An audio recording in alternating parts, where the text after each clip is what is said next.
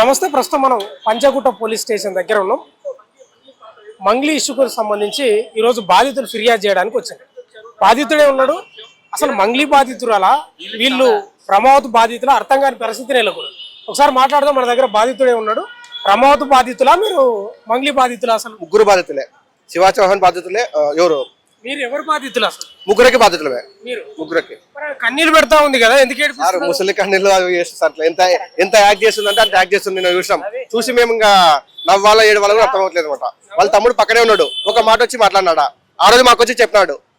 అలాగే Insta chat కూడా ఉంది. ఆ రోజు నువ్వు ఎందుకు వచ్చి చెప్పినావు అని చెప్పినా. నాకు జస్ట్ మధు తీసుకొచ్చినాడు, నాకు ఇవన్నీ తెలియదు అని ఇప్పుడు ఈ రోజు చెప్తున్నాడు.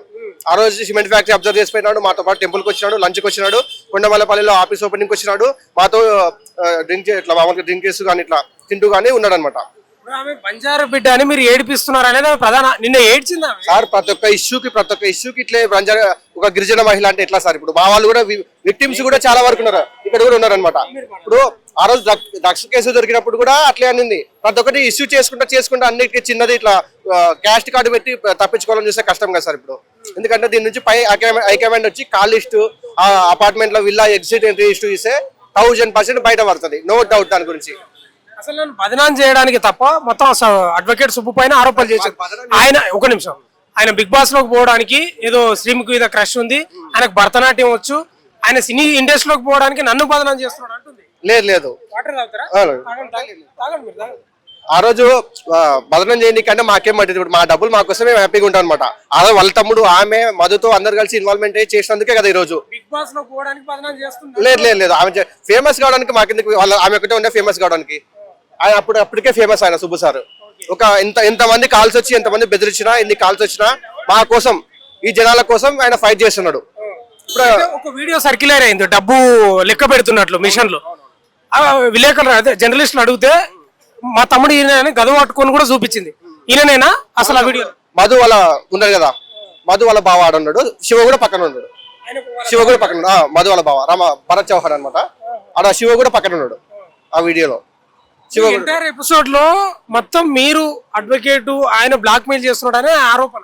లేదు సార్, విక్టిమ్స్ తరపున పోరాడుతున్నాడు. ఎంత ప్రెజర్ వచ్చినా కూడా ఎన్ని వచ్చినా కూడా పోరాడుతున్నాడు విక్టిమ్ తరపున. దీనిలో జనాల డబ్బులు ఇప్పిస్తే అయిపోయింది అండి. జనాల డబ్బులు ఇస్తే అయిపోయిందండి. ఇప్పుడు మంగ్లీ కానీ వాళ్ళ తమ్ముడు కానీ వచ్చి మధుని తీసుకొచ్చి ఇప్పుడు ఇదంతా కాదండి, మీడియా ముందరకు వచ్చి మధుని వాళ్ళని తీసుకొచ్చి మధుని వాళ్ళని అందరిని తీసుకొచ్చి చెప్పండి నా పేరు ఉంది కదా, నువ్వు ఎందుకు ఇట్లా అని చెప్పి తీసుకొస్తే ఆ రోజు కూర్చోబెడితే అయిపోయి కదా మీడియా ముందరనే. రామావత్ మధుని కానీ, బాలాజీ నాయక్, మన భరత్ చౌహాన్ కానీ వాళ్ళని తీసుకొచ్చి కూర్చోబెట్టి నా పేరు ఎందుకు చెప్తున్నావు ఆ రోజు అని చెప్పి అడిగితే అయిపోయి కదా మా ముందర. ఆన్సర్ బయటకు వస్తుంది కదా. పంజాగుట్ట పోలీస్ ఎందుకు వచ్చి సుబ్బు సార్ అందరూ మేము సస్పెండ్ చేయడానికి వచ్చామన్నమాట. ఎందుకంటే సుబ్బు సార్ కంప్లైంట్ చేసినాం ఆల్రెడీ. సుబ్బు సార్ గురించి నిన్న రాంగ్ గా చెప్పినందుకు మేము అదే ఆమె చెప్పింది రాంగ్ అని చెప్పడానికి ఈరోజు వచ్చినాం అనమాట. నిన్న మొత్తం ఆమె చెప్పింది మొత్తం ఫాల్స్ మొత్తం అంతా. ఒక్కటి కూడా ట్రూత్ లేదు. ఎందుకంటే బ్యాక్ అండ్ ఒక దొంగ ఇంటికి పోతాడు దొంగతనం చేయనికే, ఏమైనా క్లూ పెట్టేస్తాడా, నేను చేస్తాను పేరు రాసేస్తాడా. ఈమె కూడా అట్లా బ్యాక్ అండ్ ఉందన్నమాట. మిర్యాలగూడలో ఆమె ఒక పార్టీకి పిలిస్తే పోయిందంట, అక్కడ మీరు కలిసిరంత అంతే తప్ప అసలు మీకు ఆమె ఎప్పుడు చూడలేదంట, సంబంధం లేదు. 100% సంబంధం ఉంది. ఆమె బ్యాక్ ఎండ్ గా మొత్తం నడిపిస్తుంది. శివ చౌహాన్ అనే పర్సన్ డైరెక్ట్ గా వచ్చి డీల్ చేసినాడు. సిమెంట్ ఫ్యాక్టరీ దగ్గర కానీ అన్నిట్లో ఏ బిజినెస్ ఉంటే ఆ బిజినెస్ దగ్గర వచ్చి చేసినాడు. 90% వీళ్ళకు రిలేషన్ ఉంది. వాళ్ళ సిస్టర్ని కూడా చేసుకుంటా అని చెప్పాడు. వాళ్ళంతా ఒక ప్లాన్ ప్రకారము జనాల డబ్బులు తీసుకొచ్చి మంచిగా schools, hospital, cement factory, real estate నడిపిద్దామని చూసినారు. ఏదో వాళ్ళకి డబ్బులు ఒక సర్టెన్ డబ్బులు వచ్చిన తర్వాత వాళ్ళు పక్కకు పెట్టేసుకొని సంబంధం లేదని చెప్తున్నారు. మీరు ఎంత పెట్టారండి? 80 lakhs. 80 lakhs మా వాళ్ళంతా కలిపి 2.5 కోటి. ఈ ఎంటైర్ ఎపిసోడ్ లో మొత్తం అడ్వకేట్ ను పర్సనల్ గా తీసుకున్నట్లు లేదు 100% అని ఆమె చెప్పింది మొత్తం ఫాల్స్. సుబ్బారావుకు మద్దతు తెలపడానికి నిజం మాట్లాడడానికి వచ్చిండ్రా? మద్దతు చేయడానికి ప్లస్ కంప్లైంట్ చేయడానికి కూడా 90% 100% ఇన్వాల్వ్మెంట్ ఉంది. మా సార్ గురించి అలిగేషన్స్ వచ్చినందుకే మేము మాట్లాడడానికి వచ్చినాం ఈరోజు. ఏమంటారు లోపల? వాళ్ళు ప్రూఫ్స్ తీసుకున్నారు ఆల్రెడీ. వాళ్ళ వేలో వాళ్ళు చేస్తామన్నారు.